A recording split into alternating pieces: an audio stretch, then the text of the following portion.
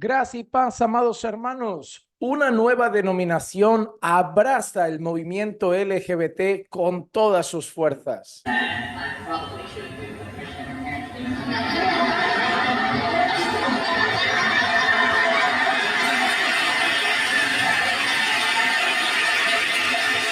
Como habrán escuchado y habrán leído en algunas noticias, la Iglesia Metodista Unida ha abrazado el movimiento LGBT y ahora sí está firmado.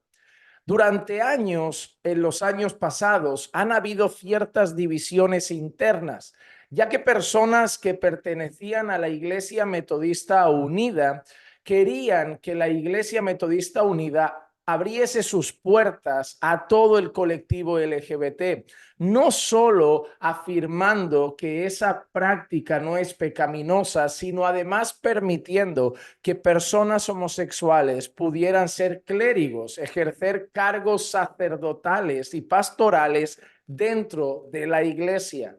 Finalmente, en los días pasados se firmó dentro de la denominación que se aprobaba que clérigos, que gente que está ejerciendo labores pastorales pudiesen ser personas LGBT, y además de eso, eso significa que ya se abrazaría al colectivo LGBT, el cual ya no se consideraría que lo que hacen es pecaminoso.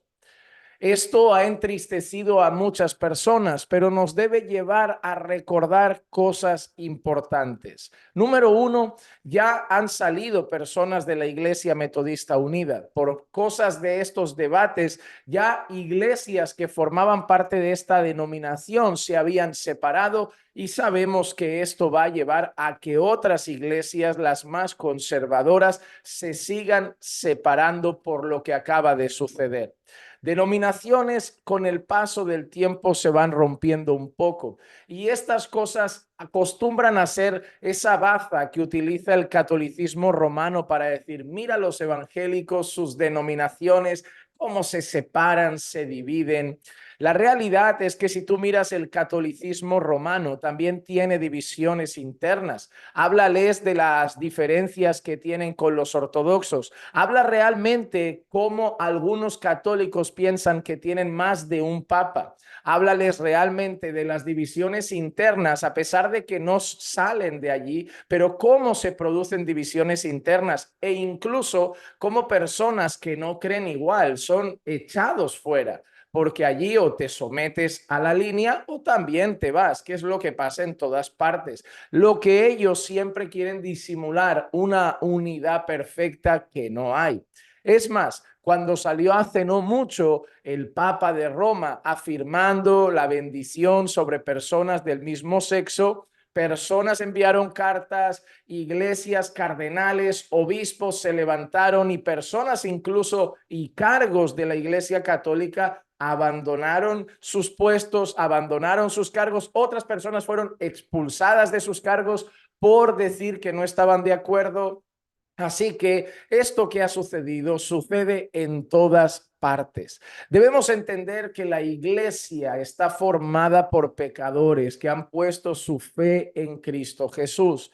Eso significa que dentro de la iglesia existen dos tipos de personas: verdaderos creyentes que están en un proceso de santificación y pueden tener momentos difíciles en su vida y luchas con algunos pecados, pero también creemos que la obra de santificación es progresiva y cada vez van a conformar más su vida a la imagen de Cristo y van a rendir más su vida a la verdad. Pero hay una cosa que también sabemos: la Biblia siempre ha hablado de falsos creyentes en medio de los creyentes. El apóstol Pablo avisa a la iglesia que cuando él salga se levantarían hombres de entre ellos que pues expandirían herejías destructoras y dirían cosas perversas. Pero Pablo dice, yo me voy a ir, os he estado cuidando, he estado aquí con vosotros, pero yo ahora en cuanto me vaya, sé que entre vosotros se van a levantar hombres perversos, que obviamente no eran creyentes, eran lobos vestidos de cordero. El apóstol Juan también dice, salieron de nosotros porque no eran de nosotros, porque si hubieran sido de nosotros, hubieran permanecido con nosotros, pero salieron para demostrar que no todos son de nosotros. Además de eso, muchos lugares que tienen el cartel de iglesia no son iglesia. El libro de Apocalipsis nos habla de lugares que dicen ser iglesias, pero son sinagogas de Satanás. Ellos afirmaban ser lugares de culto, lugares donde se honraba a Dios, lugares donde se respetaba la palabra de Dios, pero la realidad es que eran sinagogas de Satanás. La Biblia también afirma que si Satanás se disfraza de ángel de luz, ¿cuánto más sus siervos pueden disfrazarse de siervos de justicia? El apóstol Pablo, cuando habla de sus luchas ministeriales y habla de los peligros diferentes que enfrenta en el apostolado, Pablo dice peligros de falsos hermanos. Incluso dentro de la iglesia, Pablo habla con nombres de personas que han hecho mal a la iglesia y que han tenido que ser disciplinadas porque se han levantado contra la verdadera doctrina que Pablo enseñaba, la doctrina de Cristo y los apóstoles. Así que muchas personas dicen ser creyentes, pero no lo son. Muchas iglesias dicen ser iglesias, pero no lo son. Por eso veremos cada día lugares y personas que se tuercen cada vez más. Pensaremos en algunas ocasiones que eran verdaderos hermanos que se han desviado, pero la realidad es que nunca fueron nuestros hermanos, simplemente estaban entre nosotros. La realidad es la siguiente, hermanos, que alguien esté en la iglesia local, que alguien congregue con nosotros, no le hace creyente. Sí que existe una dificultad, nosotros no discernimos el corazón. Yo ahora miro a mi congregación el domingo, veo a todos los que están ahí sentados y yo no sabría decirte quién es verdaderamente creyente y quién no, solo mirándoles a la cara, que yo no veo lo que ha pasado en el corazón. Yo no sé si es una cabra disfrazada de oveja. Yo no sé si es una oveja que es nueva en la fe. Es alguien que se acaba de convertir a la fe, alguien que Dios acaba de rescatar, alguien que Cristo acaba de rescatar y a lo mejor está en el proceso de santificación más tierno de su vida y todavía no es muy visible ese fruto que se verá mejor a largo plazo. No lo sé. Pero hay una cosa que sí nos va a servir. El fruto debe permanecer. El Señor Jesús habla de que el fruto en el creyente permanece y que la perseverancia, no solo en cuanto a una vida piadosa, no solo en cuanto a una vida que no va a revolcarse nuevamente en el pecado de este mundo, sino una vida también firme en la fe, firme en la palabra, firme en la verdad. Eso nos muestra quiénes son verdaderamente creyentes. Cuando veamos por el camino personas que apostatan de la verdadera doctrina, que abandonan la verdadera fe, que niegan los principios fundamentales del cristianismo, nos daremos cuenta que no tenían realmente raíces profundas en la palabra de Dios. Recuerden ustedes que habían personas, cuando vemos la parábola de la semilla y el sembrador, habían algunos que pasan un tiempo entre los creyentes, que habían recibido con gozo la palabra, pero no eran personas que habían caído realmente en buena tierra y con el tiempo quizá las cosas de este mundo, las preocupaciones de este mundo, los afanes de este mundo acaban siendo visiblemente desarraigados. Solo aquellos que realmente son buena tierra, ha caído en buena tierra, han echado raíz, darán fruto. Y el Señor Jesús habla de un fruto que permanecerá. El creyente puede tropezar, obviamente, pero no va a abandonar la fe. El creyente puede caer, puede tropezar y se arrepentirá y el Señor lo traerá nuevamente al redil y el Espíritu Santo lo convencerá de sus pecados y volverá a buscar la santidad en el Señor, pero no abandonará la fe verdadera ni definitivamente abandonará los caminos del Señor. La Iglesia Metodista Unida es solamente una iglesia más de las que ya han abandonado la fe verdadera. Así que también ten cuidado.